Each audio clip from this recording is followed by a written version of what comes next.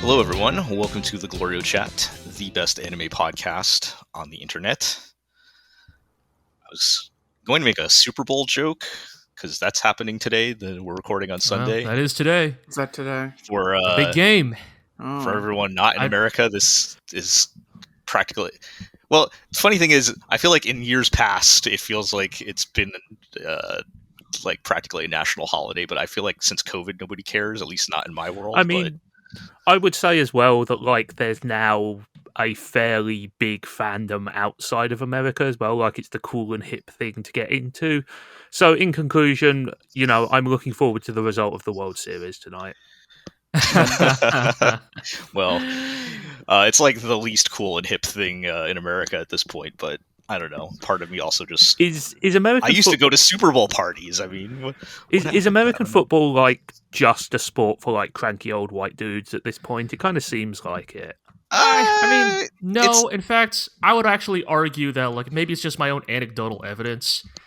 I feel like football has actually become the de facto sport for like sports nerds specifically.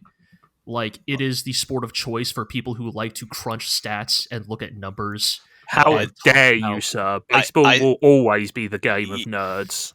Yeah, I mean, and yeah, in my world, it's definitely basketball, but maybe it's I don't know. But anyway, this has been your legally obliged sports minute. I didn't have any way to tie that back into anime, so I guess if what, y'all ain't Ice Shield 21 heads over here.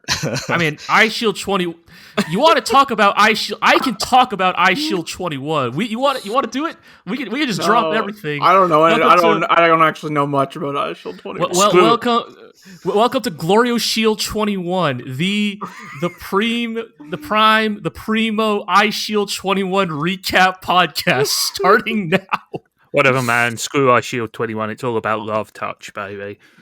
Anyway, I guess if we wanted to tie in hot news in the nerd world, I would just say if you find yourself wanting to consume some kind of media involving a certain wizard academy, maybe check out Little Witch Academia instead of buying some video games or something. I'm just going to throw that out there. But, or the somewhat old life sim game Academagia. I don't even know what that is. It's pretty obscure. Yeah, it sounds like it. I was pulling up some deep cuts for you, yes. All right, well, now that bit died like a lead balloon, shall we... Anyway. Shall we get on with the intros? Yeah. Let's talk about anime. Anime. We are still watching things somehow. But, and I'm kind of enjoying some of them, but you know, we'll get into the details. A full-throated endorsement. Yeah. Look, I think at this point, how many episodes of the GLORIO Chat are we into this season? Like, people, I think, understand that this is not our favorite anime season, but there are things we're watching. So, let's just introduce everybody before we get too deep into things here. I'm Jel. I am joined by Iro. I'm still here. I'm not dead yet. Still with us. We're joined by G. I don't got time to be here, guys. I'm busy trying to S-rank every stage in Hi-Fi Rush, and that's basically all I'm doing these days. I have that downloaded, and I have not had time to play it yet, but I will get to that eventually. It's a good one. It is a good one of those, and we don't need to linger on it too long, so I'll just say that. Yeah. And we're joined by Zig again. Like a bad penny, I keep coming back and back. All right. So let's get into we're kind of settled into what we're watching here. So let's get into our list. We'll start with Vinland Saga, which we added last episode. Season 2 has been going. Yeah. How are you guys feeling with these latest episodes? It's pretty good. Yeah, Iro. I mean, moving on. No, I recognize that when it comes to Vinland Saga, I tend to dominate the discussion because, you know, it is a manga I'm a very big fan of. But you know, Iro, as the anime watcher, if you want to start with any of your thoughts on it.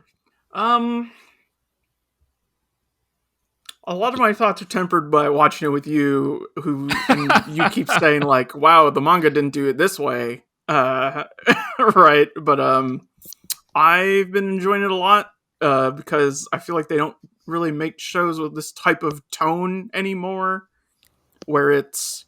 Did they ever? I mean, in a broader sort of seinen sense, maybe they still do, but like. It's a self-serious show, but it's not above like levity. Levity, or just like dumb jokes, or silly faces or whatnot. But on the whole, it is not. It is taking itself seriously. It is treating its subject matter seriously, and. Interesting. I don't know. It's I think that is a good way to kind of approach it, right? Is that I think like as much as like we talk about like the the umbrella that is the iconic violent 90s seinen and such, like there is something to be said about this type of work and its ability to take itself and its subject matter seriously and sincerely, right? Like Vinland Saga is a story about violence. It is a story about slavery. It is a story about, the ways in which a society forms its identity around these indelible aspects of the world they live in. And it tends to, again, I'm not going to say that, Vinland Saga nails it every time, but it's, it approaches its subject matter in good faith, I guess is the way I'd put it, right? Yeah. And I feel like that really comes to a head in these two episodes, which almost feel like they are sort of intentionally in conversation with each other. Right. So the first of the two, it's basically Einar and Thorfinn have sort of ended up in a Viking hazing ritual, which is kind of the shortest way to put it. Right. The son of the owner of the farm, who also owns them as, human slaves, by the way. But yes, the son of the farm owner is sort of a,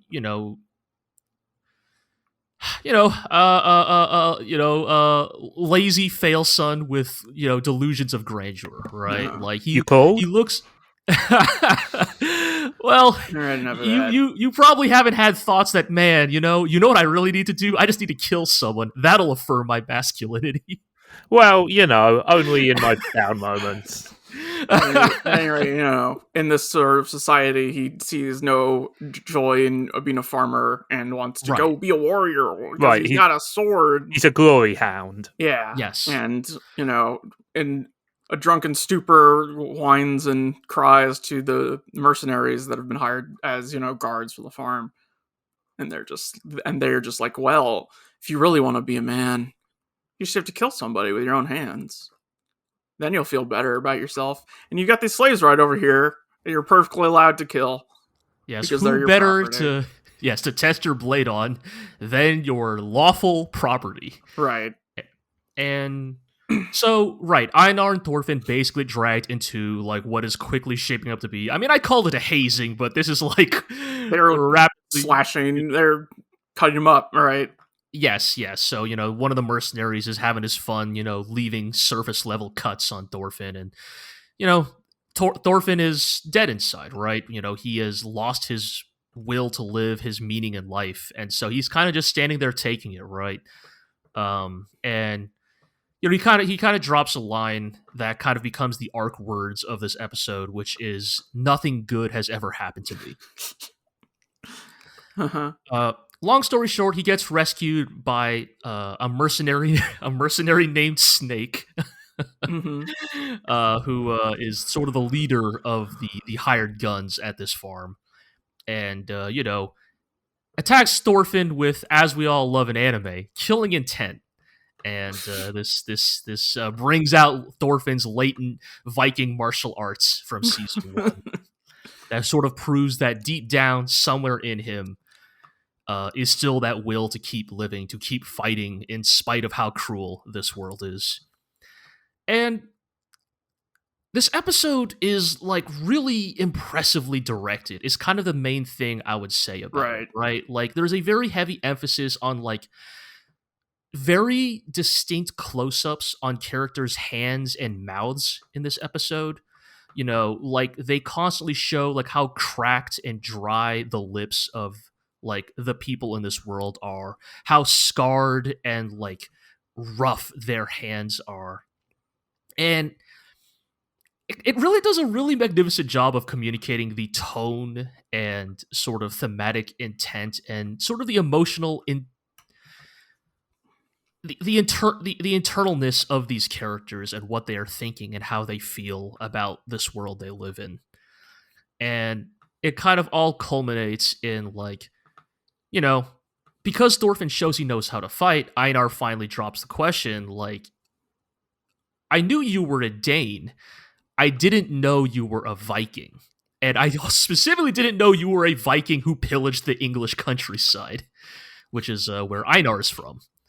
Mm-hmm. And, you know, Einar shoots the classic, like, so how many people have you killed? And, you know, this is a real, like, for me, it was Tuesday, or how many breads have you eaten in your life moment. Your number so high it cannot be counted. Exactly. And this all sort of culminates in a moment where Einar considers murdering Thorfinn in his sleep, right? Just, like, strangling him dead. And as he is...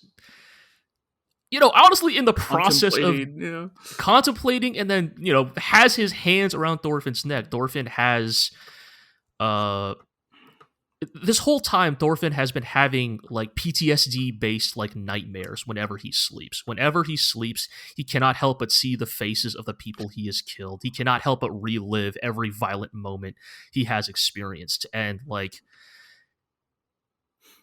he is slowly but surely beginning to internalize just, like, the nature of, like, how monstrous of a lifestyle he has lived up till now, and beginning to reckon with it, and handling it poorly. And it is in this sort of moment where, you know, Einar sees Thorfinn, like, tossing and turning in his sleep, crying in anguish, that he relents, and, you know, wakes up Thorfinn from his nightmare. And, you know, they don't really have, like, a heart-to-heart necessarily. This is not like a, you know, Kaine, we're friends now moment. But it is more like in a world that is, like, so inherently cruel and violent and callous that even something, a gesture as simple as this is, like, more compassion than Thorfinn has seen in, like, many years. And I don't know, it's very well done. I really like the ways in which they're portraying these sort of, like, budding friendship, or at least for now, you know, relationship between the two. So what about the next episode? Yeah, and then the next episode we cut back to you got covered. Yeah, well, the next episode we cut back to what Canute has been up to. Formerly Prince Canute, now King Canute of the Danes. And this is sort of meant to be an intentional parallel to Thorfinn, where after the events of Season 1, Thorfinn is now a traumatized, broken man. Conversely, Canute has fully embraced the burden of kingship. You know, he was once a soft, effeminate prince, you know, afraid of the bloodshed and the conflict that comes with being, you know, an heir to the throne. And it's been about 3 to 5 years, you know, since Season 1. And we see that he has become a very hardened individual. He has not completely lost his compassion. You know, they make it a very, you know, they make it a point to show that even though it is politically unpopular, Canute has his own men who are seen pillaging and raping the defeated enemy. He has them very visibly and publicly executed. So, you know, he's not gone fully down the path of, like, bloodthirsty king, but he's certainly on that slippery slope now. We get, like, a bunch of foreboding shots of waves whenever he's about. Kind of, honestly, like, maybe not waves, maybe more like flames, but you know, yes, certainly a lot of imagery sort of leading to Canute embracing. That's a history and joke for you buffs out there. Well, let's who knows? Honestly, we can't spoil what happens to Canute yet in this manga. But look at Wikipedia. Yes. Don't don't look at the fan wiki, aka Wikipedia. But yeah, so like, the thing with Canute is that we sort of see with him like how large the scope of his ambition has grown. Like, he is not simply content with taking the throne. He is not simply content with the holdings that his father fought for. He looks at all of England and he says to himself, "This is rightfully mine. Like, I will tolerate no pretenders. I will tolerate no claimants to the throne. Like, the entirety of this landmass belongs solely to King Canute, and I will do whatever is necessary to ensure that becomes a reality." And it's probably meant to be a bit of a bittersweet reversal of Thorfinn's situation, where Thorfinn is by the events of the story is being forced to become more compassionate and self-aware of the things he has done. Meanwhile, Canute, who was, a really sensitive guy. He was very sensitive in season 1. He was a soft boy, has become much more pragmatic in the time since. And that's kind of where we leave off, currently in the story. And yeah, I don't know. It's, as Zero said, like, it's fun to have a story like this that is, again, I wouldn't necessarily say realistic. I mean, it's like grounded.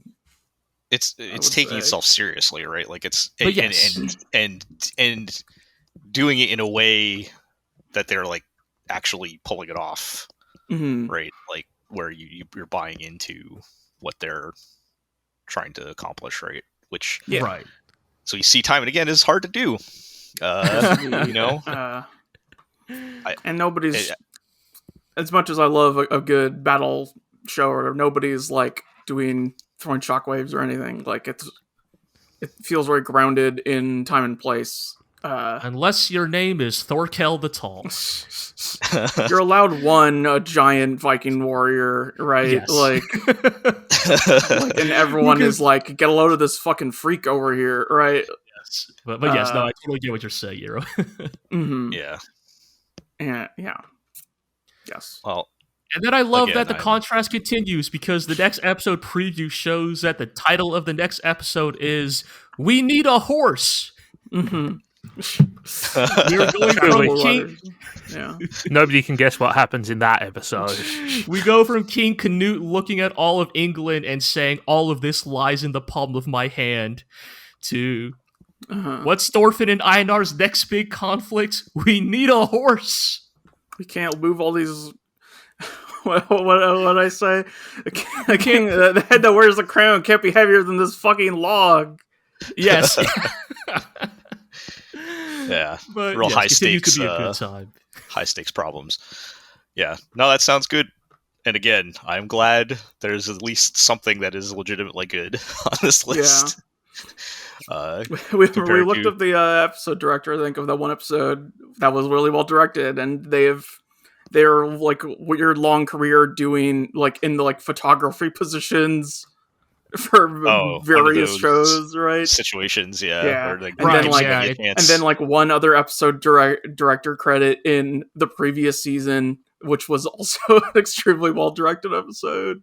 Yeah, it's like maybe one of the weirdest like ANN like profiles I've ever seen in my life, where it's like the dude has worked on like what feels like 300 goddamn shows, but in the most like perfunctory roles, right? Vaguely described, perfunctory roles, and it's like, it's like VFX graphic design, and it's like, what does that even mean?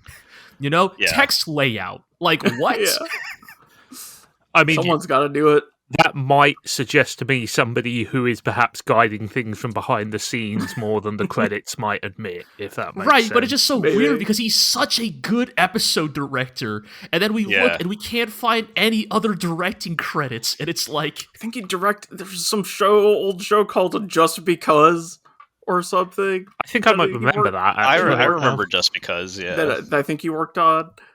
Which was also well directed. Anyway, I don't remember anything about it. So. I'm over here being like, somebody needs to interview this dude and just like ask him like, what do you actually do? Yeah. Well, a lot of times you end up wearing a lot of hats that don't get, that's not in your job title, right? It's usually the case. All right. Well, that sounds cool. We'll touch back in next time on that one, and for more just Viking farming and whatnot, I suppose. Yeah. Let's move along to my comfy lesbian isekai power hour here. We'll talk about BOFURI. I don't want to get hurt, so I'll max out my defense season 2, which we also added last episode. Some solid episodes in this block.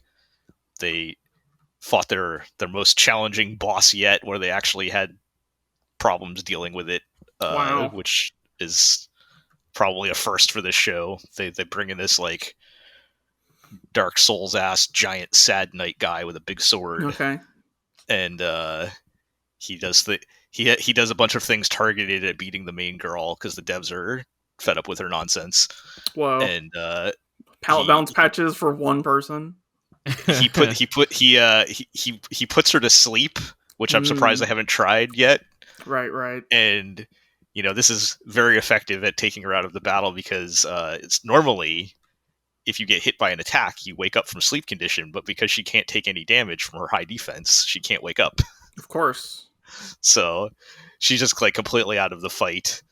And then so how do they wake her up? Well, eventually, she's with her pro gamer girlfriend who's good enough to practically solo the boss herself, but so he has to wake her up. But they pull out the plane damage or the piercing damage. Oh yeah, that ignores defense, and she almost damage. She almost dies for the first time ever. So again, I mentioned this last time. I forget that this show is like kind of nonstop action. Like it's just constant fighting all the time. I mean, that's what most video games are. Yeah. So, it's fun in that sense. And the quality of that is kind of hit or miss. Like this is a Silverlink show, not known for their animation quality over the years. Right.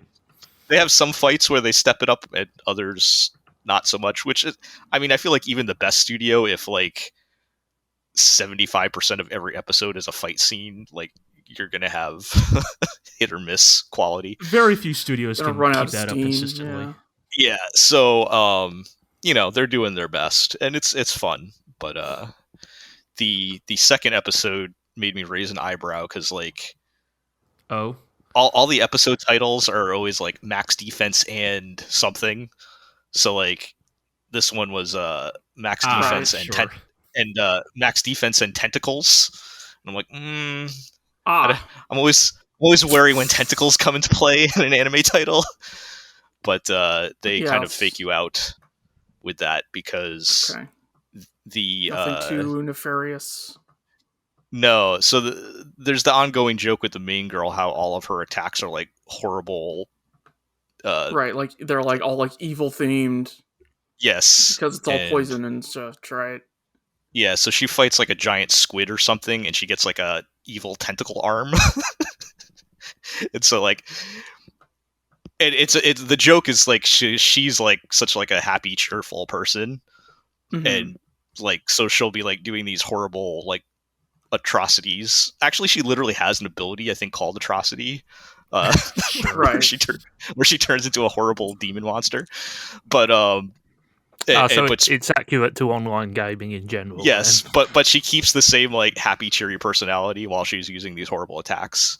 Right. So she just like walks into the guild hall, their like guild house, just like as if nothing is wrong, and everyone's like looking at her weird, and she like one of her arms is just like black tentacles now, and they're like Always, all the time. I don't think all the time, but for the purpose of this scene, she just has them on and is like, right. Check out my new. Yeah, check out my new no, she's movie. she's not saying anything. It's just like, yeah, I've just got a tentacle arm. I don't see what the problem is, and everyone's like kind of freaked out. And then her friend is like, oh, hey, nice tentacles, and just like walks by, and it's pretty funny. Got it. Yeah, but yeah, this show keeps doing its thing. Nothing super special about these two particular episodes, but I continue to like the more easygoing atmosphere and the use of actually using the game setting to to set up the something. jokes and stuff. So with a purpose. Yes, it's not just. It's kind of nice as well when it actually is a game and not just a bunch of game terminology appropriated to a normal setting or something. Yeah. So, they're actually using the premise as part of the plot and the story and everything. And not just how uncommon in anime. Not just there for the sake of we need an excuse to put people into a fantasy setting, right? So I'm still enjoying it. On the other hand, we have the magical revolution of the reincarnated princess and the genius young lady. I've hit the halfway. We've hit the halfway mark on this. I've hit episode 6. I might be done. I might finally be done. Has there been a turn? Nothing dramatic has happened. I've just kind of realized. No, but I'm just. What you don't like you don't like all your favorite isekai characters having a good time. Stop. We all we know that you are the player hater here about this show. It's not even that so much. Right, I'm kidding. It's just I'm kind of bored, and the thing is, like I've talked about last time how this show has, rather than going into like the normal, I feel like more ensemble cast type show, it's been very focused on the main two girls, and it's been taking the eponymous. Yes, I mean that's not necessarily a bad choice. If you could justify that more in-depth look at certain characters, and that's where it's kind of getting me, where they kind of wrote a check that they can't cash here with that, because they don't have the quality of writing and character development needed to carry a show where you're entirely focused on these two main characters. Like, they're pretty boring. Like, they're fine. Like, I don't hate them.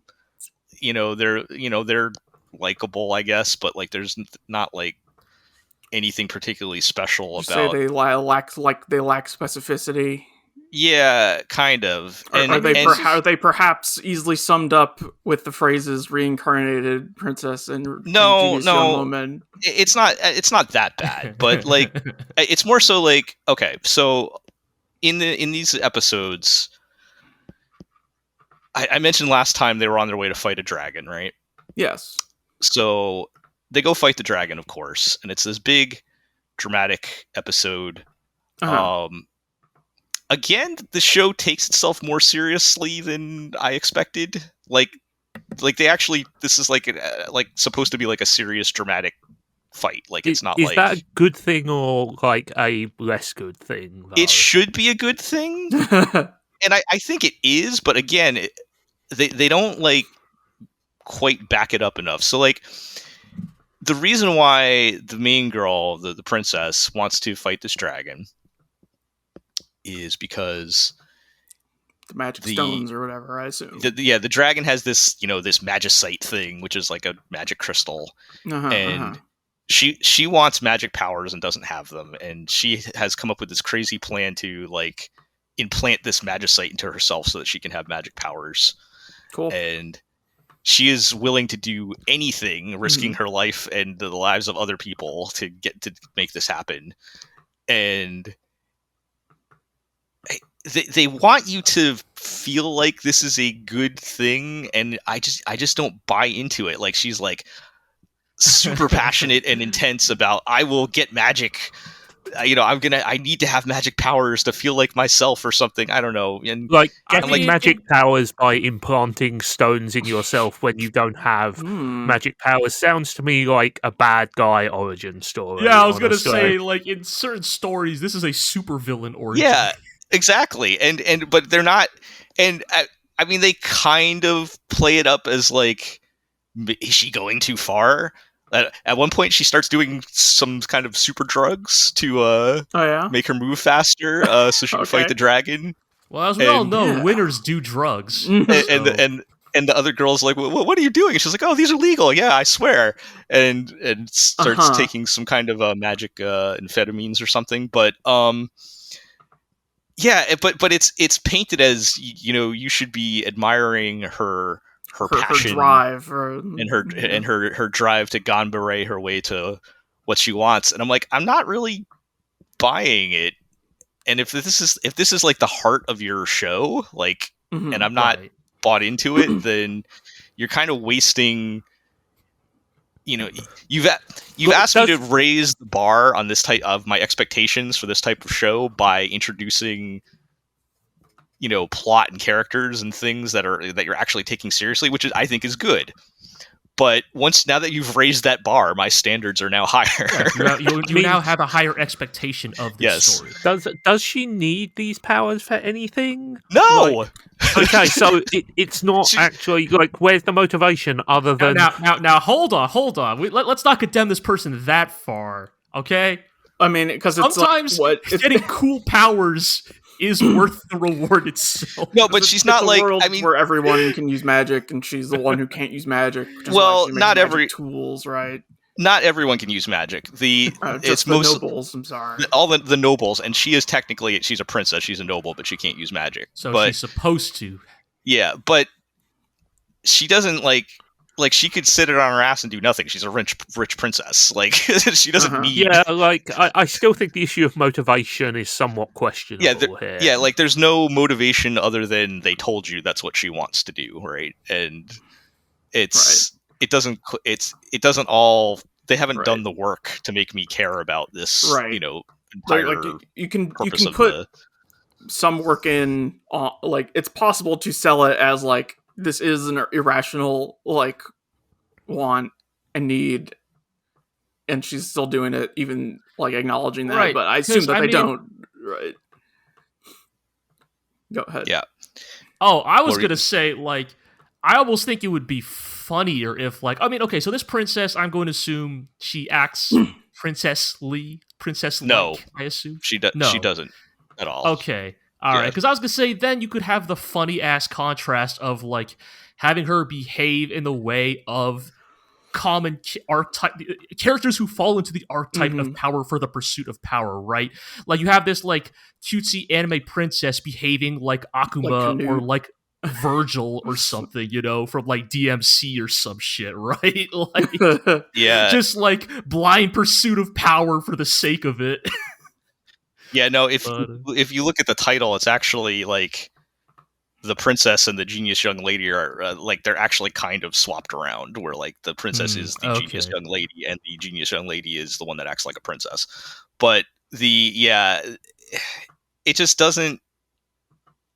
I can't buy into the whole like driving force of the show, I guess. Like, and without that, it's like, I'm just not into it. And then in like the next episode, they keep dragging up the inciting incident, which is her. So this whole thing started as a refresher. The villainess thing with So the princess's brother was supposed to marry the genius young lady in the title, and he ends up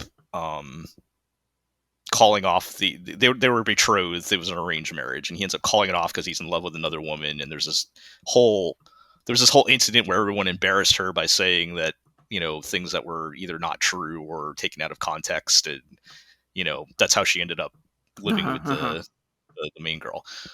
And they keep dragging that up and like trying to over explain it. So like in the latest episode, they're like, oh, well, actually the other woman that the prince was in love with has magic powers that she wasn't aware of, and it was subconsciously influencing everybody. I'm like, I don't care. I'm already zoning out just hearing you explain this. We don't need to over explain this. It happened. The girls are now together and they're in love, and let's just move on with that. We don't need to keep dragging up what happened in episode 1. It did its job, and that's what I was like at the point. It's like I gave them a shot. They tried. I applaud their efforts to have a little more ambition than your average one of these shows, but it's just not coming together for me. So I don't know. Part of me is also like, I've watched 6 episodes now. I feel like I'm kind of committed, but yeah, that's tough. I mean, that's the trap. Oh, you have to break free of that mindset. I know, talking to you guys, you've watched probably far worse. We watched Kamen Rider, where we've watched Kamen Rider. I think Gel is implying us watching Kyokai Senki and Gundam Build Divers to completion. I guess. Yeah. So, whatever, like both seasons of Gundam Build Divers are not as long as one Toku show. So alright, fair enough. Yeah. So we'll see. I mean, maybe I should just drop that and get back to my Thunderbolt Fantasy backlog. Yeah. Now that's fiction. Yeah. That's real true art. All right. True art, like hawking your own Nendoroid in the show. Oh yeah. Yeah. I don't see the problem with that. I don't see the problem. Yeah. All right.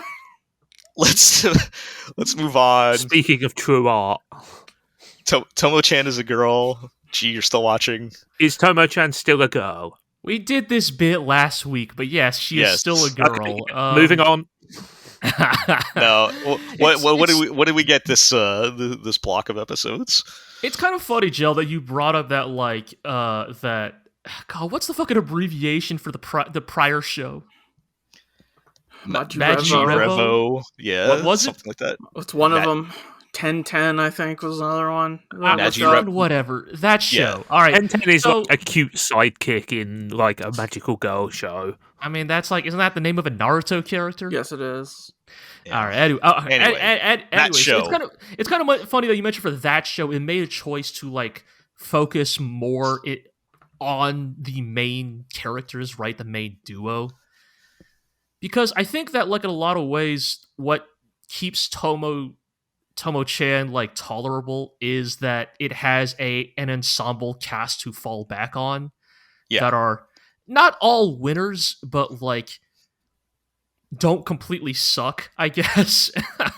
Right. I mean, Gundo's great, but like the rest of the ensemble cast are a bit of a mixed bag. But and so as a result, even when the Tomo-Jun relationship is kind of on the back burner, there is still something for this show to do.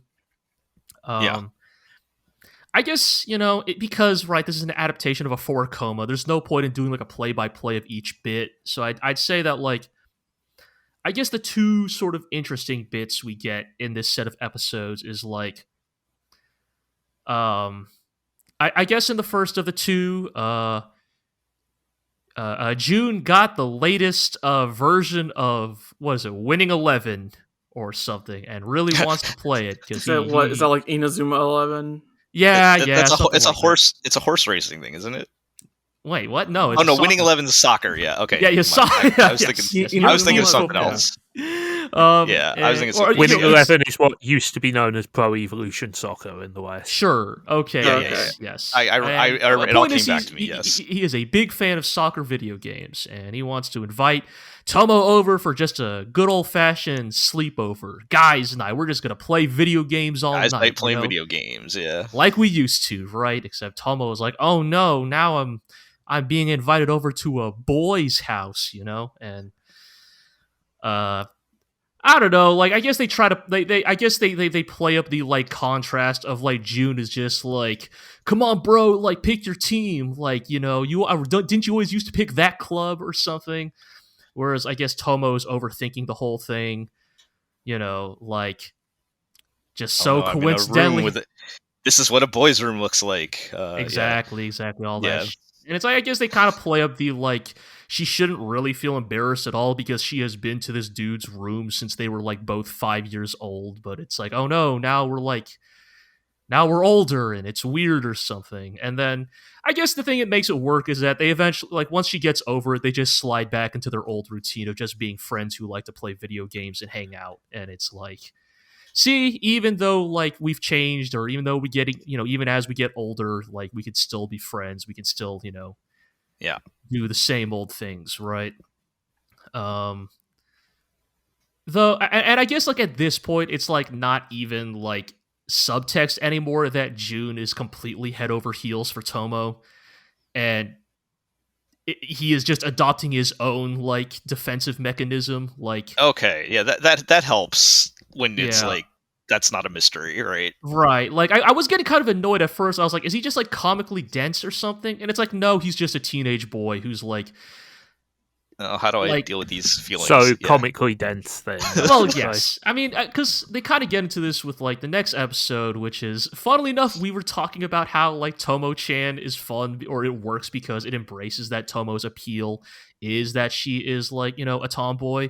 Because this episode, we do get the makeover Oh, boy. episode, where her two Hooray. friends, Gundo and Carol, decide to Woo, to give- conventional femininity. yeah, exactly, right. Decide to dress Tomo up in, like, a sundress and make her wear a wig and give her a manicure and a Wig. makeover, right? And then tell her to, like, go get them ice cream from the convenience store, where, of course, June is there. Wow. But June doesn't recognize her because she looks so different. Oh God. And they sort of just hang out for the rest of the day. And June never once questions why this random woman who kind of sounds like her childhood friend is wants to just hang out. And I'm assuming she does not understand what's happening. She thinks that he recognizes her. Or... No, so she knows. In fact, she is trying her best to not get recognized because now she's too embarrassed. They're going that right? angle because, with like, it. Okay, yeah, okay. Because it's like, oh shit, like I've played the role now. Like, now if I reveal I'm actually Tomo, this becomes really fucking weird. And yeah, I guess they kind of, through this incredibly contrived, like, sequence, we get the explanation from June that the real reason he's, like, doing the whole, like, you're my bro thing with Tomo is, like, because that is how their relationship was as kids, and, like, Yeah. he is genuinely struggling with trying to figure out how to move past that, right? Because he does have romantic feelings for Tomo, but, like, he also likes that Tomo is his bro, and he doesn't want, Yeah. he doesn't want that to end either. He likes hanging out and playing Winning 11, with her. And, Hey, it's when you're a teenager, that's a scary prospect of yeah, right? It's like, how do you convert that situation There is without something- ruining everything? Yeah, there is something relatable there. Like, I'm just not sure that they can really... I mean, it is this show, right? Yeah, it's right. like- They're not going to go anywhere with that. Yeah, it's operating pretty surface level, but I can at least appreciate that. It's like, okay, so it's very obvious that the two have feelings for each other, but now we're at the stage of, like, okay, well, thanks for establishing that. Like, when are they gonna, like, okay, when are they gonna kiss, basically, right? Like Tomo knows that June wants to move the relationship forward but doesn't know how, and Tomo wants to be in a relationship with June but doesn't know how either. It's like, congrats, you're both at the starting line now. Let's Okay, well, that's perhaps that is let's- progress in itself. Let's move it forward, shall we? When's the big confession? I don't know. And then they have a dodgeball episode, or they have a dodgeball, like, scene, and it's, like, not nearly Is that as fun? good Oh. as the Spy Family one, which, like, Oh, Well, I mean, To be fair, what is? It's a I high know, bar. right? yeah. yeah. They do kind of do the same joke, though, of, like, Tomo is the last one standing on her team, and they're going up against, like, the strongest dude, like, from the judo club. So And you, she, like, charges up a super dodgeball throw. And then, I don't know, is this a rule in have you guys ever heard of a rule like this in dodgeball? So she like charges up her super throw, right? But then she throws it in between her opponent's legs, and then it bounces to her teammate who was sent out already on the sidelines. Yeah. And they then can he throw in, yeah. What? Yeah. I've never heard that. That's how we did dodgeball at my school, is when you're out, you go to the back/sides of the enemy's court, and you can toss it back. You can take the ball and throw it in as a sort of balancing situation. And also, if somebody in our team catches it straight without it bouncing, then somebody can go back in court. So, funny enough, they did not do that. See, I'm familiar with that rule. I always did the when you catch it, the person who threw it was out. But yeah, I've also heard of that. I don't know. Okay. Maybe every elementary school is just different. Yes. Yeah, every school gym has their own rules, I guess. I have never heard of the sideline Monopoly. rule. You ever played Super Dodgeball Advance? That's got the sideline too. I guess it does, huh? Yeah. Look, all right. I was just like, all right, fine. I was like, Tomo, is that cheating? Like, is that legal? Can you actually do that? No. But, I guess so. Wow. We've all learned a valuable lesson today, folks. I guess we have. Especially me, because dodgeball isn't really a game in UK schools, so... Yeah. I don't think we played it past like elementary school or something, but yeah. I think we played it like middle school and like maybe middle school, yeah. I feel like in middle school it becomes how hard can you hurt someone by throwing it at them.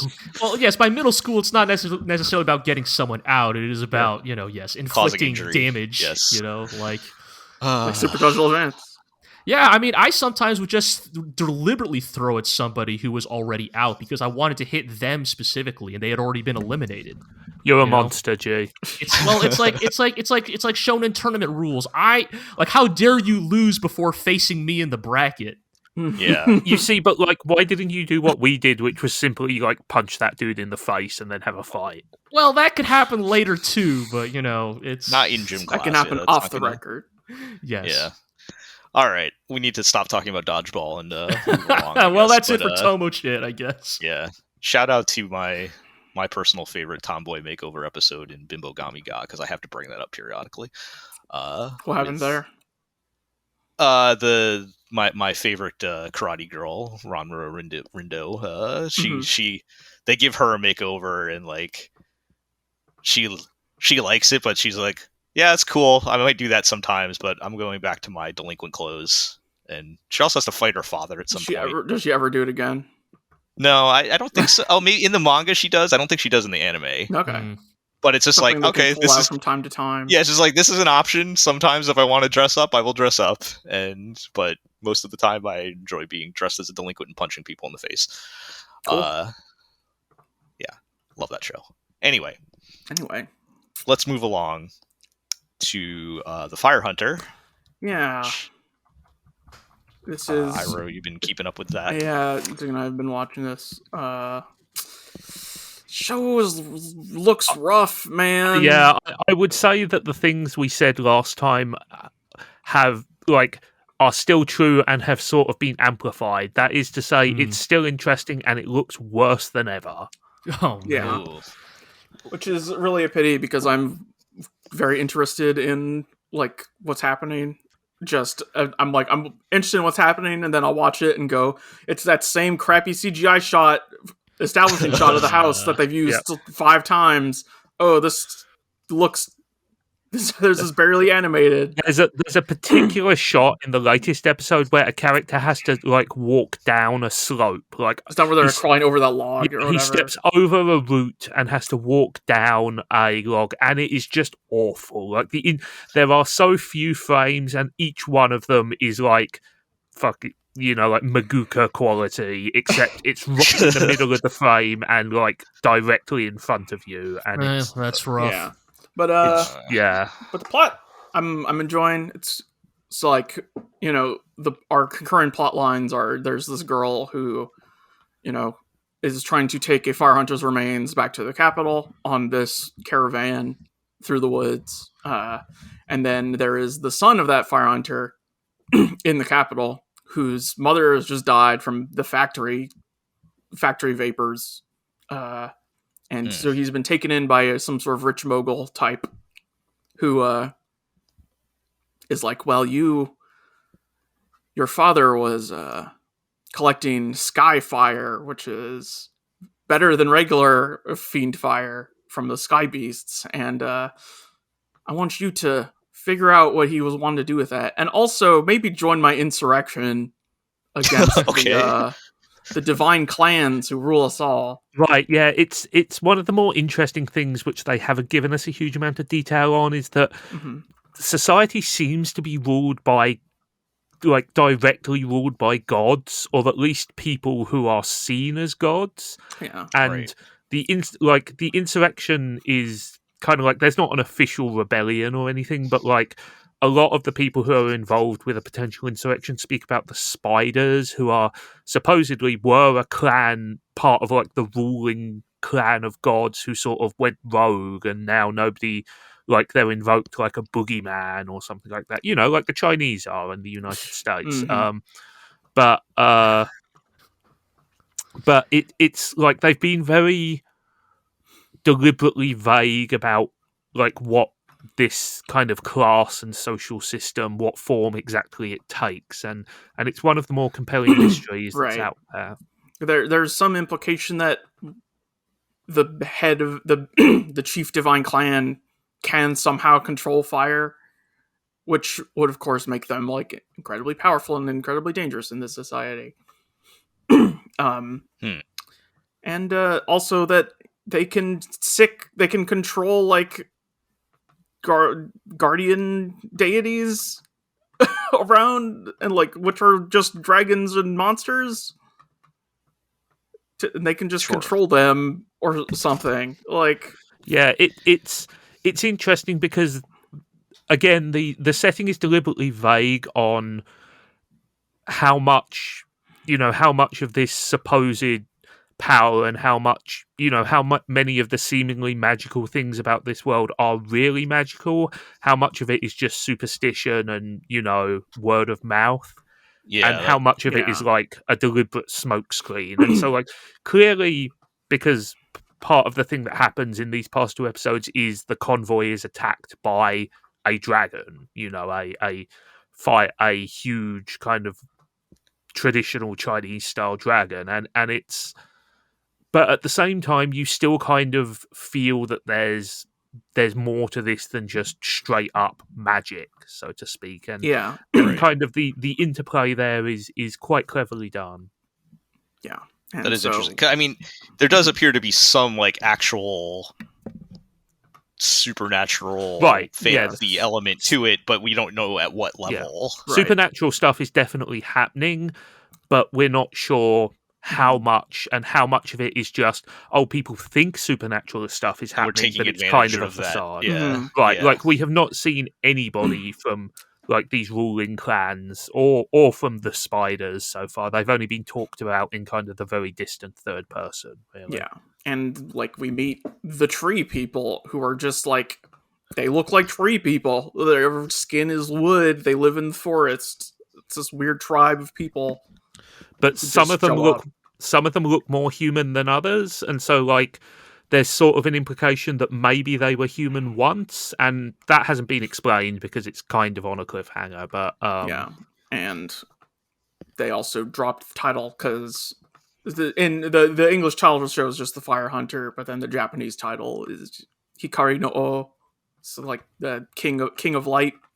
And so they talk about some of the backstory of the world, and the goddess who gave mankind the means to fight the fire beasts and claim their fire, and also that there's a comet / satellite in space that's comes by every 100,000 years or something, and Fire Hunter who can get the fire from that will become the king of Fire Hunters, right?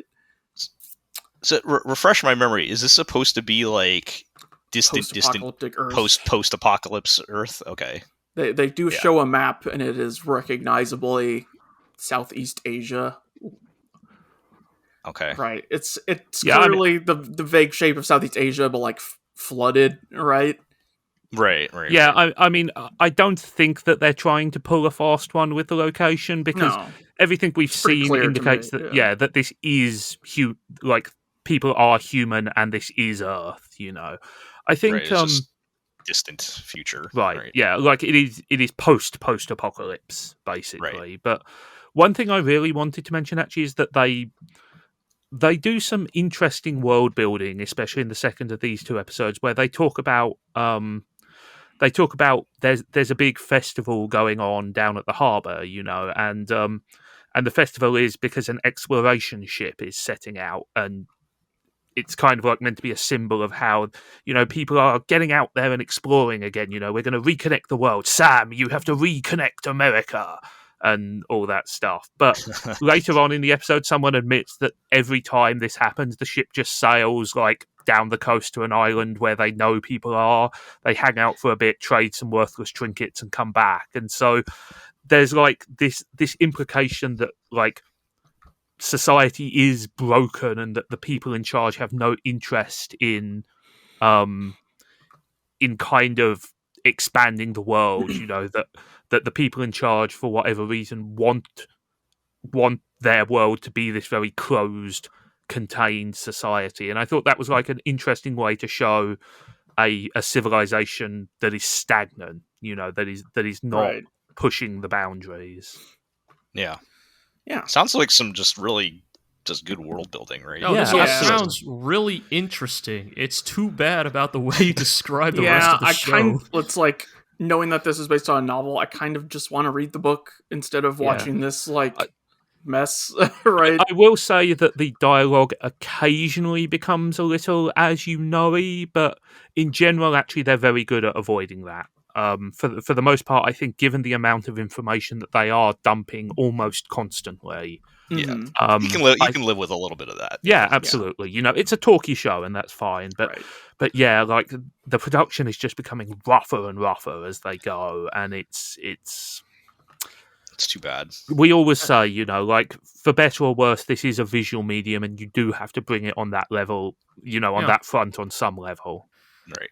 Like, obviously I think we'd all love if every show like looked amazing, but I can enjoy a good story if the visuals are at least like Right. decent. We would settle for competent, but yeah. but it's not that. Man, that's really unfortunate. That's a shame. But I'm going to keep watching because, Yeah. like, despite that, the stuff that they are dealing with is fascinating, And I think the question with shows like this is obviously, they have a limited amount of runtime. We have no idea how the book ends. Are they going to stick the landing at all? But the questions raised are interesting enough that even if they only Sure. answer a few of them, I think this will be worthwhile. Eero, are the books translated? You mentioned that I don't maybe you know. just be better off reading the novel, but That's a is that even good an option question. for English I- speakers? Let me do a quick Google. Yeah. Okay, this is a Western book called Fire Hunter. Yeah, I was also gonna say that Yeah, title might. Yeah, that might be hard to narrow down, but yeah, I mean, I don't believe it's a translated. a surprising number of these kinds of things do get translated, but I don't. Eventually. I mean, it sounds like I don't know how high in the priority list this was if they can't even get the anime together here. Right, but, that's the yeah. thing. Right. I mean, also, like, translating a novel is on the work is on a level beyond Mhm.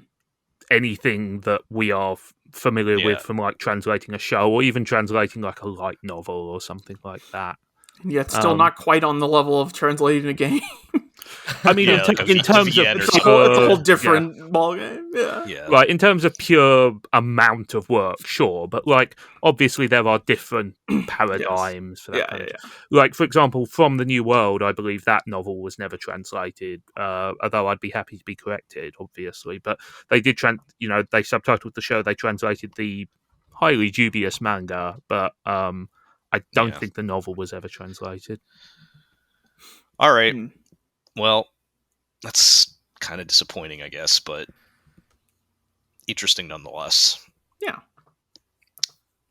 Well, All right. Jill, how about you tell us why this show's still here? Yeah, let's talk about Buddy Daddies. These past two episodes were just like a good encapsulation of the highs and lows of watching this show for me. Oh yeah. Because I did not like episode 5, and episode 6 was by far their best episode so far. Huh. Interesting. Episode 5. So we talked about last time where we left off. They didn't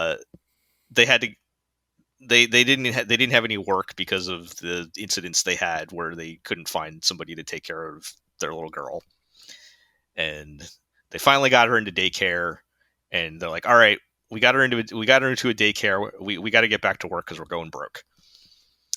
So in episode 5, they convinced their handler guy to give them another hitman job. And as soon as they're ready to start doing their, you got to do your research for a couple days and everything, right? To, prepare ahead of time. And as soon as that happens, I guess COVID hits. So they get a notice that the daycares, they don't say COVID, but they get a notice from the daycare that there's a virus going around, and they have to take their kids home. So they start playing into the all of the pain that the parents of the past 2 years have been feeling of having to work from home while their kids at home, right? Which is great. But they do that for 2 minutes. But so I'm like, okay, that's pretty good. But it again jeopardizes their job, and they're trying to take care of the kid during the day, and then during the night, that's when they're going to do their stakeouts and check it, all their surveillance stuff and everything. And so they're exhausted because they're not getting any sleep, and so they kind of play into that angle, which is kind of fun. But it all kind of culminates into similar problem I was saying with the Magical Revolution show, where I still don't get. They're very passionate about being hitmen, and I don't understand why. And it's not something that I can buy into. They kind of get at odds with their handler guy, because now that they have to watch the girl again, he's they're trying to hide it from him because they don't want to jeopardize their job, but he knows. So he's just kind of you guys sure there's no problems or whatever, and it kind of culminates in this thing where he figures it out and everything, and he's he gives this kind of intimidating, threatening speech of this is a dangerous job. You're going to put people that you love in jeopardy, and she's a problem. He basically implies that he'll take the little girl out if it's going to be a problem, and they're no, we are going to do this. We are determined to be hitmen or whatever. And I'm I don't understand why. You guys are just normal, nice guys. You could go get a normal job or something. There's no establishing why they're so passionate about being hitmen. And right. It would at least help if they establish that oh, maybe this is all they know. This is the only skill set they have. Yeah. And do we have any history for them in terms of their they've implied some kind of tragic backstories, including the dark hair guy. I guess there's some vague flashbacks they had that I kind of imply I think his dad was a hitman and trained him to be a hitman or something. Okay. And then they haven't really gotten into the other guy's backstory. There's some vague flashbacks about his family dying or something. But sure. So there's probably something. And normally, if the show was going the angle that I think they probably should have gone, it wouldn't matter why they're hitmen. They would just kind of play off of that, and it'd be funny. But they are asking me to buy in as a big motivation for these characters. So if you're going to bring it up and make me think about it, then now I need to actually have a reason. And they're not. And I don't understand, and it doesn't mesh with their personalities either.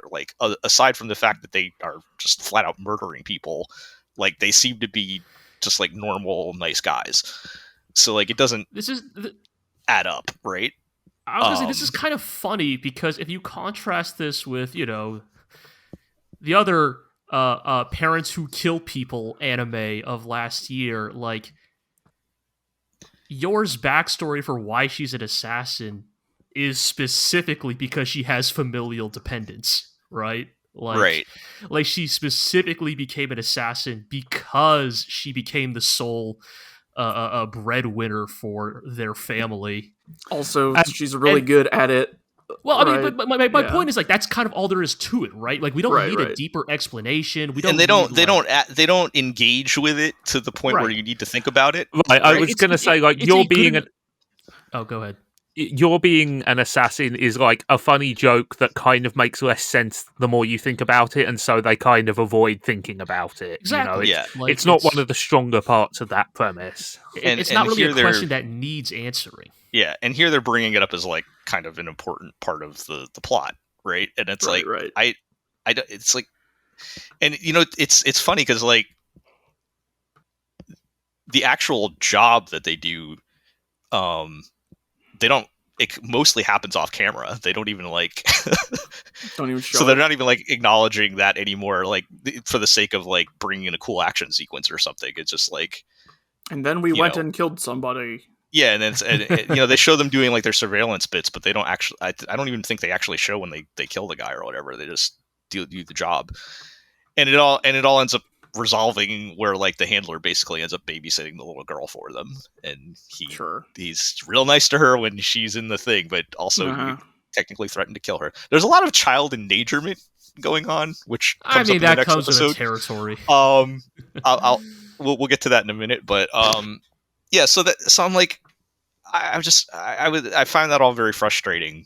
But then we got to episode 6, and they finally pull it all together in a way that works, where they're actually using their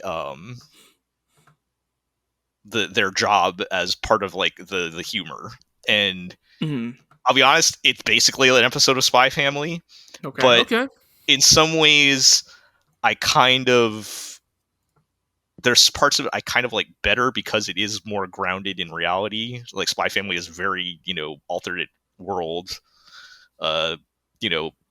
Yor and Lloyd might as well have superpowers kind of thing, where this is kind of more like somewhat grounded in reality. But basically what happens is daycare or school or whatever is back open, and the little girl's going to go on a field trip, and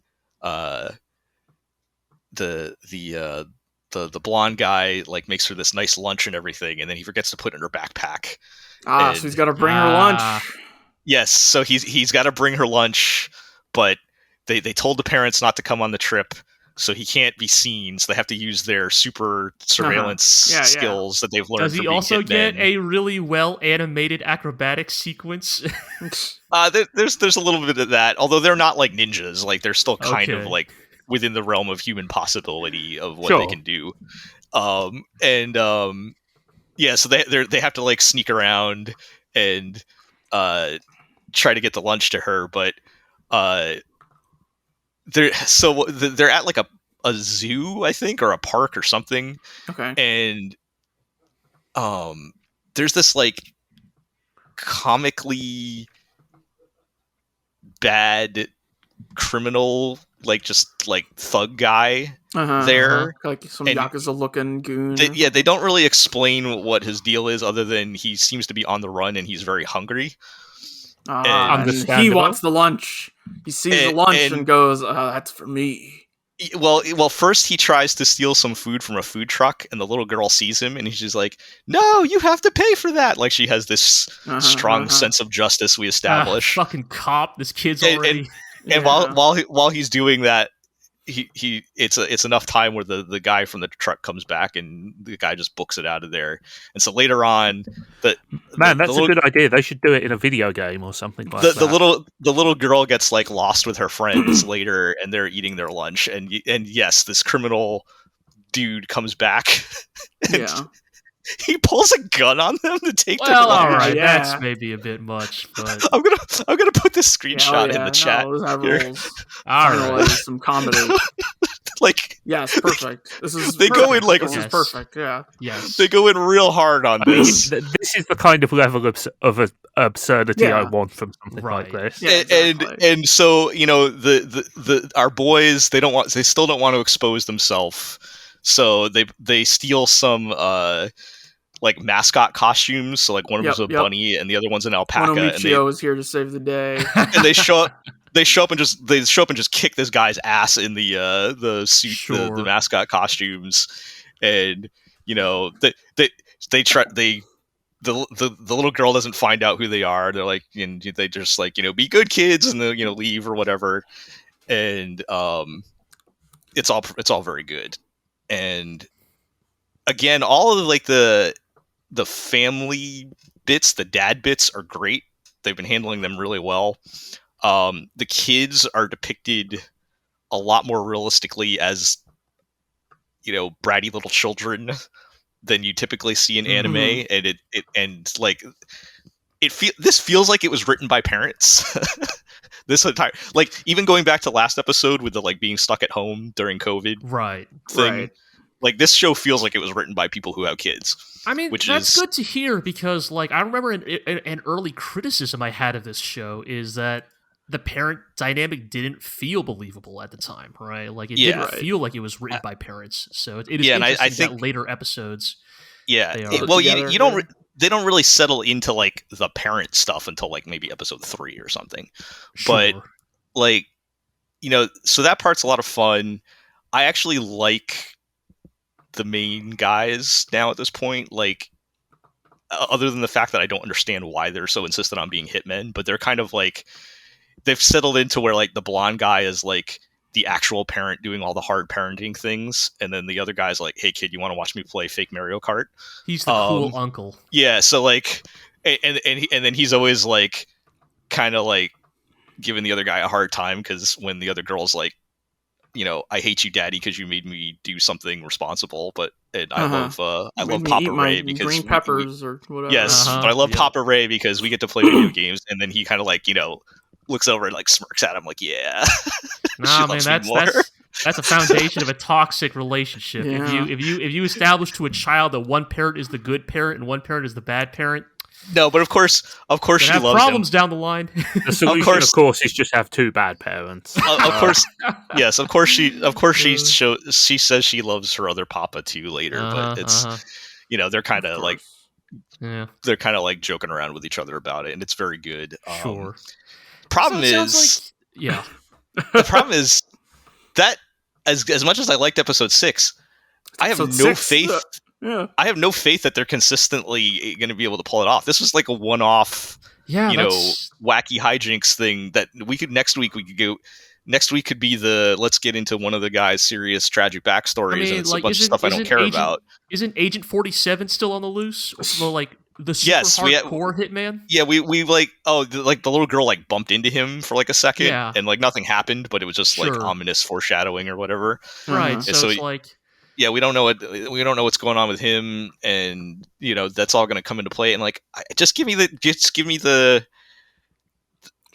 Spy Family hijinks, but with this particular show's flavor of it, right? I mean, the problem is that like Buddy Daddies feels like it has introduced enough types of plot lines that PA Works is specifically predisposed to dropping the ball on. Yeah. So. Oh man.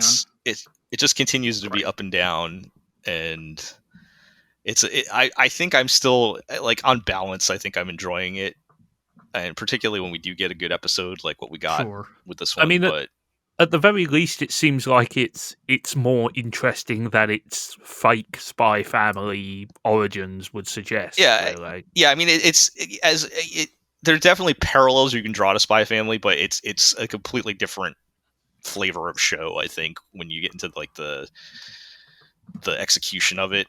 But conceptually on paper, yes, like I said, this episode was basically a Spy Family episode where they have to use their ridiculous hitman abilities to do some mundane parenting task, right? That's what Spy Family does. So it's just that it does but it does have its own unique enough personality that I like. It's just I don't think we're gonna get this enough throughout the course of the rest of the show. All right, well, let's talk about another ridiculous show. Still watching this one for some reason. Yeah. Well, in my brain would, and my many years of analyzing anime would tell me that these 2 episodes were bad, but they did also introduce several problematic waifus, so who can say, really? If they're Yeah, good or bad? Yes, you are not immune to evil women. Counterpoint, she does not wear glasses and ponytail at all times, only when she's at the desk. What the hell? Well, how else are we going to know that she transformed? She's Yeah, gotta take the exactly, glasses Hero. off. I mean, Well, because her boobs grow like 5 sizes. That was ridiculous. They That even was- have a camera shot specifically so that we note that. yeah. So, So we like, did alright, have. So audacious, Yes, we- I could not help but laugh. Right? Yes, I mean that is So- like one of those things where it's like, because the magical lipstick and the hair getting more wild are like things we almost accept as part and parcel of the like implied physical transformation when somebody's personality shifts. But to have her actual bust size expand as a result of going sicko mode is like, And then she chops a helicopter in half. yes. Anyways, we're talking about Wendy Sato, right? Another Yeah. member of Hikari. Hikari. It's her episode this week, Yeah. or last week, I guess. And let's be real, guys. Like, is Wendy just chained but not as good? Yeah, she wishes Who she is was good chained. as good as Train? Like, is anyone as good as chained Sumeragi? Probably not. But like, Yes, shout out to Blood Blockade Battlefront for people who don't know. yeah, that because is. like Yes. it's the whole thing, right? Of like she. I mean, they should by now. We shout that show out every single fortnight. It's a good show. So and I'll good. say it. Yeah. And guess what? There's another Night Owl work on this list, so I'll bring it Oh up my again. goodness. But yeah, so what? They introduce this character as at work she's the prim and proper one, but when she goes home, she drinks herself into a stupor She's because just under so much stress. the burden of living under capitalism is just too great to handle. She also seems to do most of the secretary stuff, which, not fantastic. Women. So Yeah. I think okay, this is not me trying to be generous, but my generous interpretation of Wendy's role in the group is, for better or worse, she's Purple Haze, right?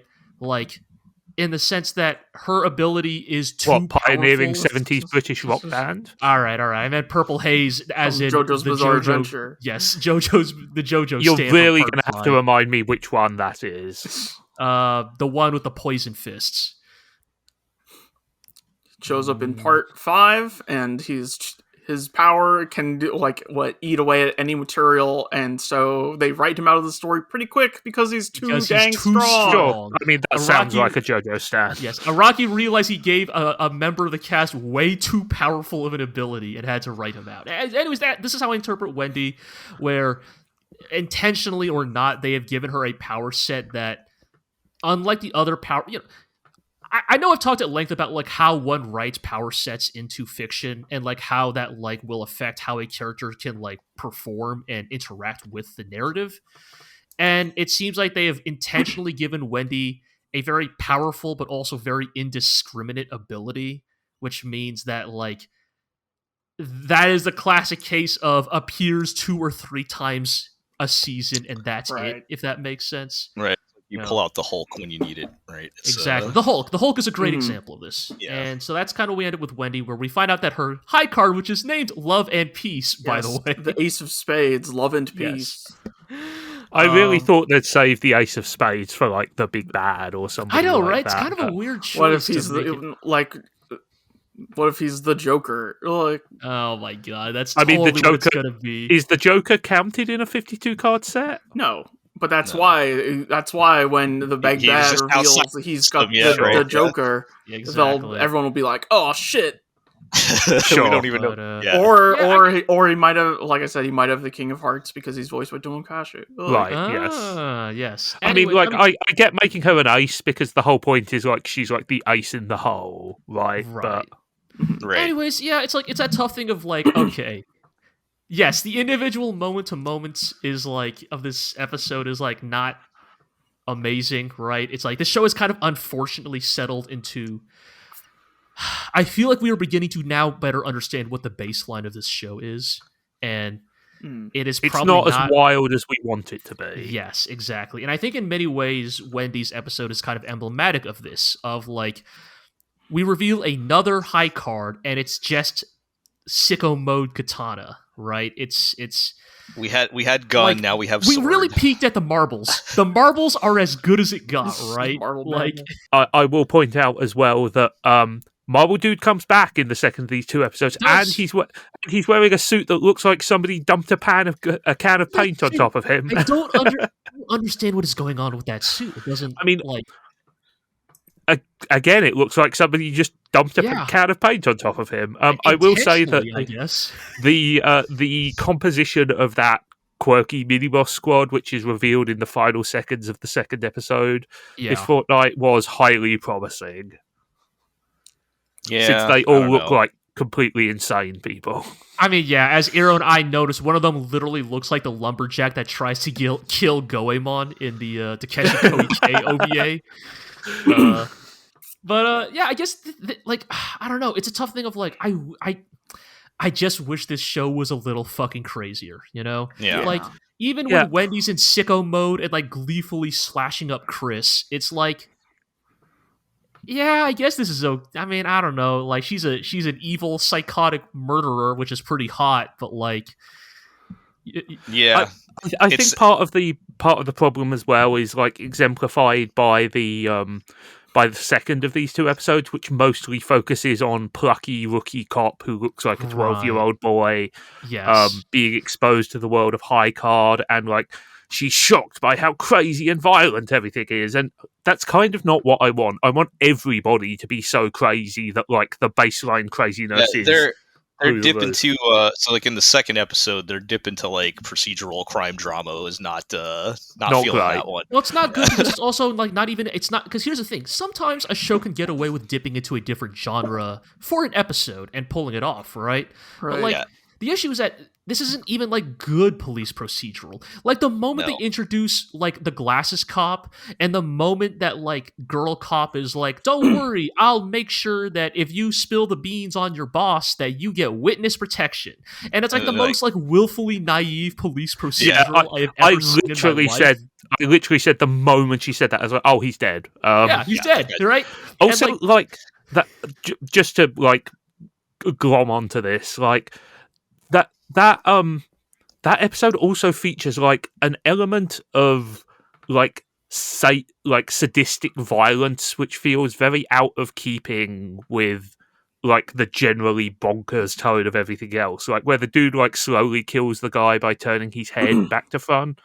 Like it's kind of exploitative in a way that doesn't really fit into the like super camp atmosphere of everything else. Like if he had just made that guy explode, like that would have been way more violent and much funnier. I mean, but I wasn't too upset with that because he is just like wacky. I'm comically evil mafia don guy, right? Right. I actually don't have an issue with how that dude was killed. It's probably more like.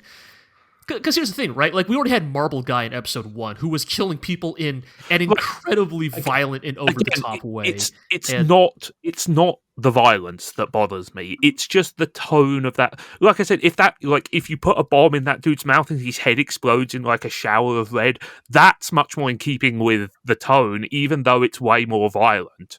Because it is like gory and lurid, and like this just felt kind of like grim and exploitative in a way, and I think that was the point. I think the point they were trying to make was, look how dangerous this guy is, but it's kind of out of lockstep with everything else about the show. Yeah, I don't know. I'm not sure that's necessarily my problem with how the show is proceeding, but I do think it probably plays a part in the general like issue of. I don't know. I think this show just I just it has like the makings to be a pretty wild, like, I don't know, man. Like, I feel like in a perfect world. All right, in a perfect world, do you know what High Card would have a lot more of? I mean, JoJo's Bizarre Adventure is the answer. No. See, that's the obvious. Yes, we've said that a million times. I think High Card needs more id invaded energy. Yeah, all right. Do you get where I'm going with this? Out. Where it's like it is over serious, right? Yes. So that it loops back to being ridiculous, right? The dude who killed the main character's daughter was called the Challenger because he would challenge all of his victims to a bare-knuckled fistfight to the death, including an 11-year-old girl. Invaded was wild. Yeah. Like, that's what we need more of in High Card, is like that commitment Right. to just... I mean, look, I think what we all agree on is that the show needs to be even crazier than it is. Right. Yes. Because, like, it's like maybe 7/10 of the way there, but 7/10 is pretty entertaining, but ultimately not cutting it, right? It is funny. You go ahead, Joe. Yeah. No, go ahead, Iro. I'll let you finish before I get into my thing. It's been fun to see, like, some reactions to the show that are like, it's so crazy and fun, and while we are all like, no, it's not enough. We've become desensitized. I mean, yeah. I mean, look, like, Ira and I just watched the episode where they reveal the source of Weather Report's powers in JoJo, and now, like, it's like, you know, it's like somebody shot me full of cocaine, and now I don't feel anything unless people are, like, shooting me full of the most violent bullshit imaginable. Yeah. Hell yeah. Something I learned about the show since last time. Kakegurui, right? Yeah, apparently it is written by the guy who wrote Kakegurui, which makes it even more surprising that they are pretty tame with their, this guy wrote the show that gave us things like Death Macaroon. And we're not getting anything near that level of absurdity in this, which is strange to me. I mean, I kind of wonder if that is they are trying to make something a that little more sort mass market, right? And a bit more palatable for. I'm not like super clear how much involvement he has as far as or creative power he had, but it does say. I mean, if you look up Wikipedia, it's like they created by Kawamoto, who's the author. So I maybe he's like doing the general creative direction, but not the details. I don't know, but I feel like his other notable series has some pretty wild stuff happening. Yeah, and we're not getting that here. I definitely think that could be like the serving multiple masters thing. Like even though it is not the primary audience, like when we first saw this show, we initially thought it was going to be like a pretty boys like Fujoshi. Oh, and I still think that that's the primary purpose absolutely of the show. Yeah, that is still like a significant peripheral demographic, right? So I wonder if that is causing them to temper perhaps some of the more extreme parts of Kakegurui. Like there's no giving yourself orgasms with pistols here, for example, and stuff. Yeah, but there's also Kakegurui doesn't have people getting their head twisted off. Like, I mean, I don't know if there's anything that would be that much worse in Kakegurui than but I think that it is much more acceptable to show somebody getting their head twisted off than some of the stuff that's in Kakegurui, and I don't think that's right, but I think that's how media classification works, right? Yeah. So I don't know. It's probably more cooks in the kitchen on this one, is what I'm. Oh thinking, yeah, absolutely. But, yeah, I don't know. We're also halfway through this one, so I guess is it too late to get off the train? I cannot see how they can wrap this show in like another 5 or 6 episodes. Like either this is like setting itself up for multiple seasons, or it's more than one. Oh, season, I don't know. I think we'll probably we still got the main guy's backstory or whatever to get to, right?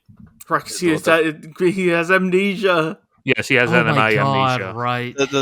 They could probably wrap that up in 6 episodes, and no one will care. I mean, I have my expectations are so low for this show at this point. Like, I'm just kind of. Yeah. It still has its moments. Like, I don't want to make this feel like we are completely on a bummer with this show. I think that this show definitely still has moments of entertaining absurdity. It's just kind of feels like it's being held back. Yeah. We truly do miss Blood Brigade Battlefront. I sure will Iro. continue to invoke its name because We sure do miss. It is the gold standard to me now of like we are a squad of superpowered assholes, right? And we're doing stuff, and it doesn't matter what that stuff is because we're all just hanging out. Right, and that's true. Like you want to just hang out with those characters. Yes, they could do an episode about getting lunch, and it's like an incredibly good episode. Yeah, indeed, Ira. We sure do miss the Yasuhiro Nighttown masterpiece, Blood Blockade Battlefront. Yeah. Speaking of, sure do. Well, I guess that's as good as a transition as we're ever going to get to Trigun Stampede.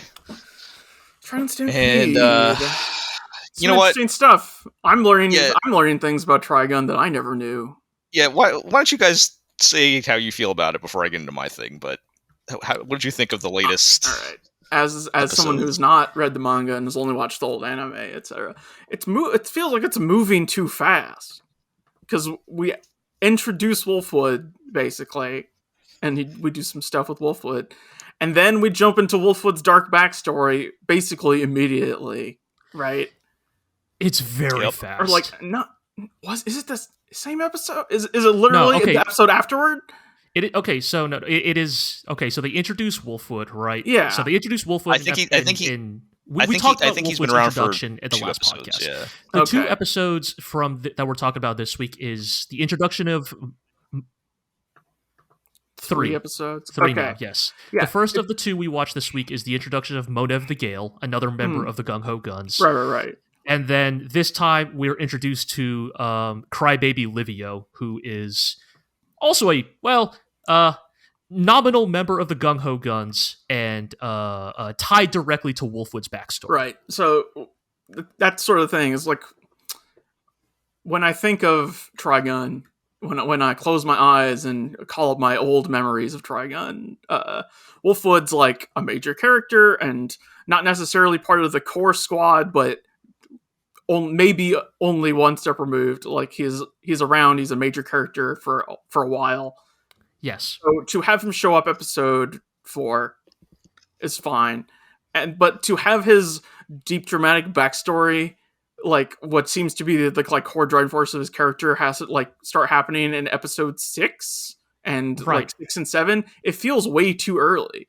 I mean, even for me, it's really wild to me that we introduce him in episode 4.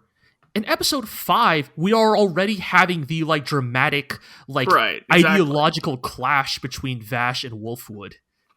Yeah, and then in 6, we jump to the backstory, and it's right. I think I was saying like, assuming this is a 12-episode show, like this feels like episode 10 territory. Yeah. In terms of how far I would expect us to be along. Right. I mean, the analogy I gave is like if in the hypothetical world where there's a Trigun Brotherhood anime that's like 50 episodes, what we see of Wolfwood in episode 6 would not show up until like, I don't know, episode 40 or something. I mean, like the only assumption I could make really is that maybe they are trying to get as much of Wolfwood's plot out of the way as possible so that they can effectively, spoilers for anybody who doesn't want to hear, kill him off early so that they can focus more on the like Vash and Knives stuff which comes afterwards. Maybe. And like I'm not going to say whether that's a good or a bad idea, but certainly the show seems much more focused on the Vash Knives like relationship and it makes sense perhaps that they would perhaps want to push aside a few other characters to make more room for that. I'm just not entirely sure that you should do it to Wolfwood, who is like historically one of the most popular characters in the entire thing. And I would also go as far as say that like Wolfwood is not a character you can necessarily push to the side because, you know, as a thing I kind of like got into in the prior podcast, in many ways, like Vash's physical nemesis is Knives, but Vash's like ideological nemesis is like a combination of Legato Blue Summers and Wolfwood. And like, I mean, again, I do not claim that it's a good idea. It's just a suggestion as what they may be doing.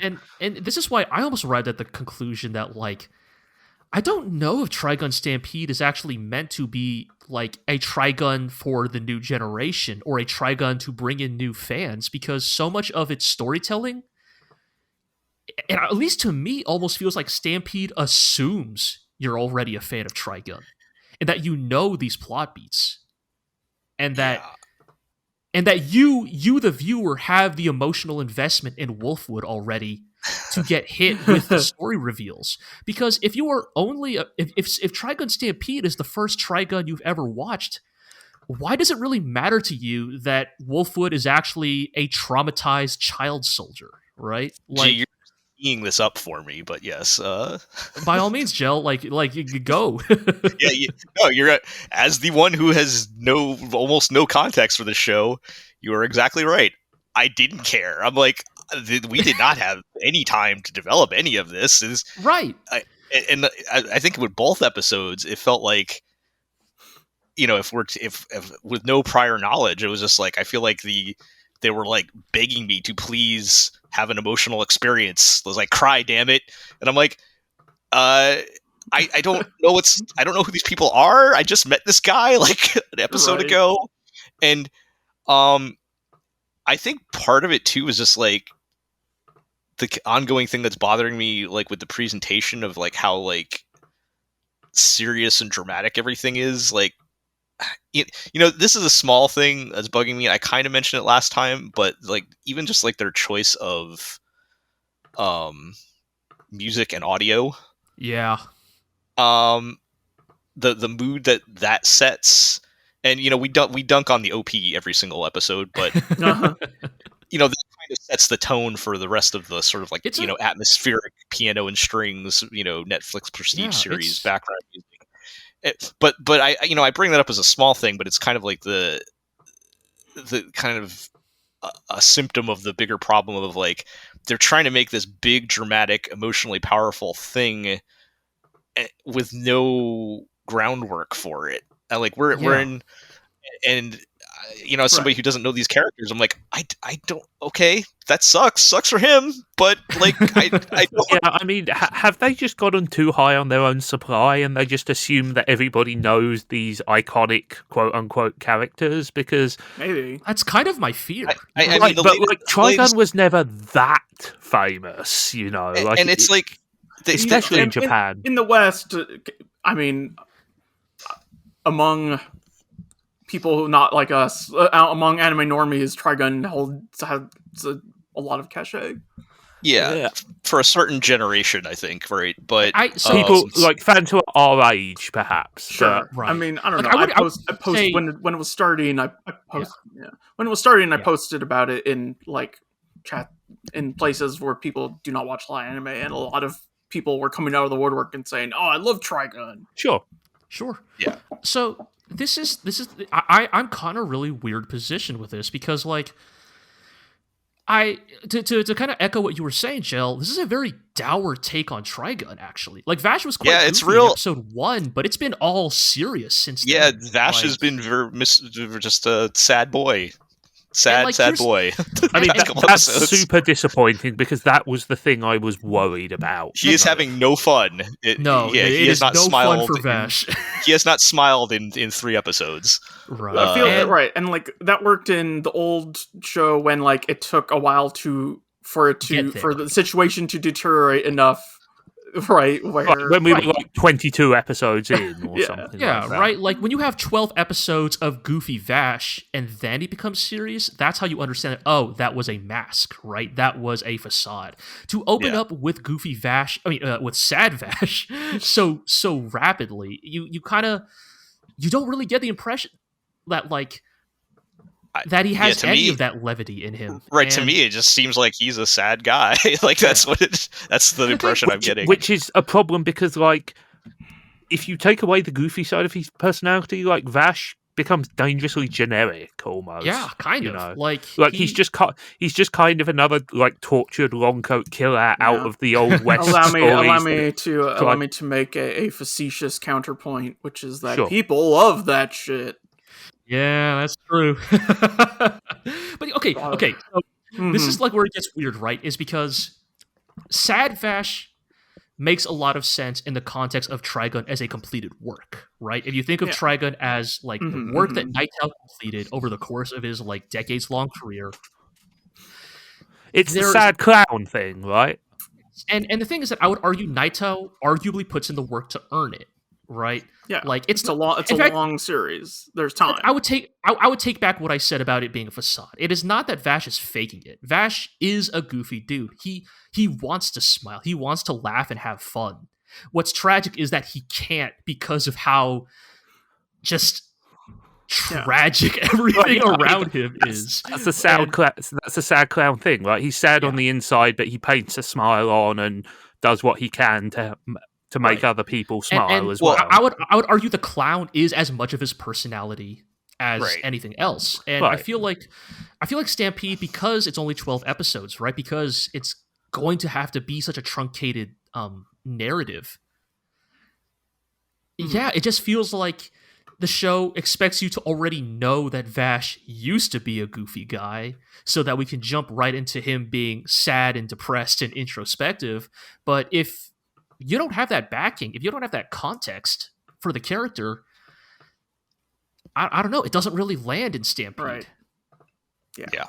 And like, even the Wolfwood stuff, I mean, it's the same. And even I, who like would actually, in a better context, would have been like, oh, about the Wolfwood stuff, I was just like, it's moving too fast, and now I'm like, oh, that's that. Yeah, okay, like, that's what it is. Oh, okay. Like it sucks because, like, you know, I guess we're gonna spoil the episode, right? But the reveal is that like Wolfwood is basically like an accelerated child soldier, right? He was taken from the orphanage by, you know, the vague, ominous church of the Trigun world, right? And like genetically experimented upon to become the Nicholas D. Wolfwood that we know. And thus you find out that, oh, like Wolfwood is like at most like 15 or 16 years old.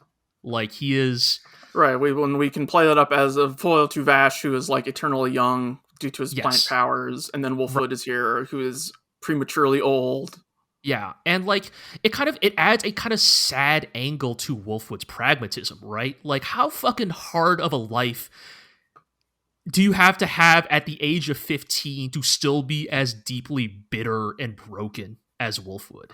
And that's stuff that really hits with... Counterpoint, every 15-year-old thinks they're that broken and bitter. That's the thing. That's what makes it really work, right? Is like, because Wolfwood's pragmatism throughout so much of the show, the original anime and manga, is portrayed as, you know, hard-lived pragmatism, right? Like, and then you find out it's edgy teen, like... Yeah, well, it is edgy, but also he is a legitimately broken child. He hurts on the inside. It is the combination of, it is both edgy teen and... like he's not necessarily wrong in this context of what the world is.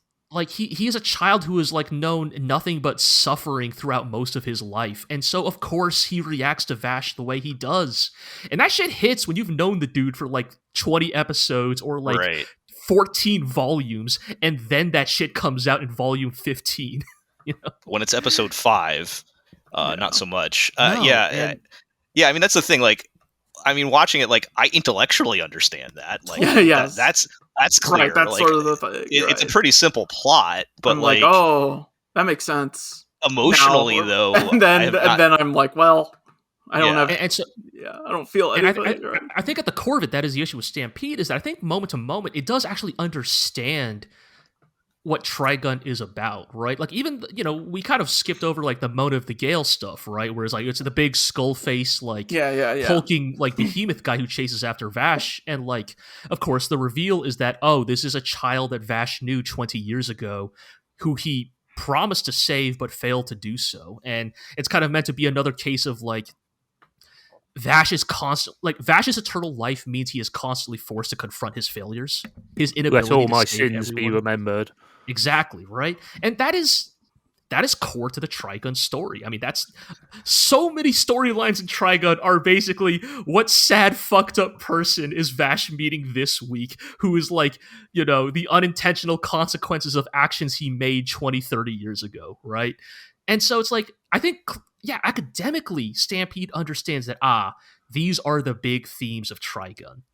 But in the moment to moment, it doesn't work because I mean, There's this is not why enough we always time. talk about how important, quote unquote filler is, right? Filler is Yeah. good because it creates texture. It creates a felt sense of the passage of time for you and the characters. And It's why if you'll let me rewind a second, like by all means, the ending credits of High Card are doing a lot of heavy lifting for yes, our enjoyment, like any enjoyment we have of that show, when the show itself is not showing any of that. exactly, yeah. Yeah. And like filler episodes allow Can you do to that. have that in the show. Did the Kinda, boys in Blood Blockade Battlefront need to find lunch? Narratively, Yes. no. But in our hearts, Needed it. absolutely, yeah. Yeah. Right. Yeah. I mean, it's like you got to make me care first, so that when you when you try to threaten or take away the thing that I like, then I feel the emotional connection to it, right? Like I'm trying to think, and like, this is this is not that weird of a tangent. This is just a quick example. I think in the Trigun manga, after Wolfwood and Vash have a big ideological argument about like, you shouldn't have killed that person, I could have saved them, you're naive, blah blah blah, all that stuff that we've already seen in the anime. Mm-hmm. I think in like the chapter immediately after that, Vash and Wolfwood are like walking through the desert dying of thirst. Right. And like Together. they're like yeah. and they are dried out like goofy anime like mummy people. Right. And Right. then Meryl and Millie drive by in a truck, like Mhm. just like chugging a huge bottle of water, and then purposely letting some of it spill off the side into their faces before Right. driving off ahead of them. Mm-hmm. I feel And like that that's happens not the one kind of thing we're gonna get chapter. here. Yeah. And it's like, it's such a shame we are not going to get moments like that in Stampede, I think. Yeah. Yeah. I mean, is the problem they just don't have time? Like, is that the big? I mean, I probably It's have other just they don't have problems, time. but that seems to be the biggest. I would say I'm still not wild about the like overly prestigious cinematic presentation, but like I think the biggest thing probably is the time. Yeah. You know, I wish maybe this I thing had should gotten just- 24 episodes or something. maybe we should just go watch the old anime or something. I don't know. But Or just read the manga. The manga's Or read the great, manga. guys. yeah, The old anime is rough, but It has there's its something moments, but there. yeah. it has a different. I think the for me probably the '90s charm would be doing a lot of heavy lifting for me if I went Yes. back and watched that right now. But sure, yes. but I think that charm might lift it enough for you to enjoy it. Right. The manga's right there, guys. Yeah. It's finished. He completed it. All right. Well, I guess we'll continue to see. We still have Iroh's like prologue theory floating out there, or different, yes, that's true. different Intriguing. dimensional, different prologue dimension or whatever theory, which we talked about 2 episodes ago. So, this could just be alternate universe take. I don't know, but non-zero chance. we'll see. We'll see. All right, well, that's going to do it for this episode then. We'll wrap things up with our usual housekeeping. You can check us out at theglorioblog.com. You can follow us on Twitter at theglorioblog, and on co-host at Glorio. You can subscribe to the podcast on iTunes, Google Play, Spotify, Amazon Music, Podbean, Stitcher, and of course YouTube, where you can like, comment, subscribe, ring that notification bell, leave us a comment, tell us we're wrong. I don't know. More likely, tell us that we're right. Or tell us that we're right, because we are. Of course we are. Lavish praise on us. Yeah. And, tell your friends, tell your enemies, and we'll catch everybody next time.